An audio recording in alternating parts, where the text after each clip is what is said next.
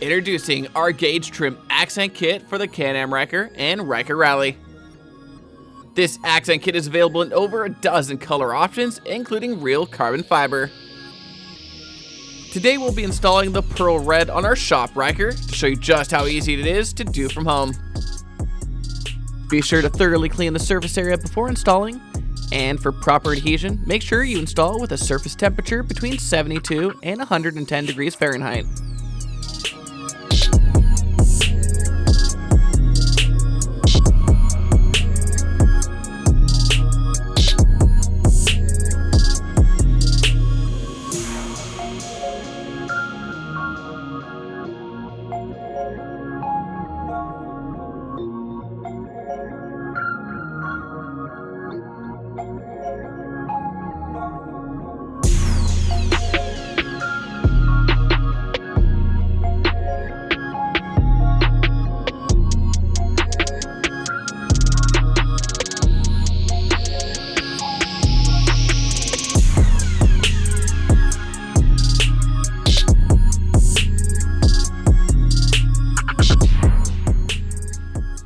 So if this seems like something you'd like for your Ryker, then be sure to head on over to slingmods.com today and grab one for yourself.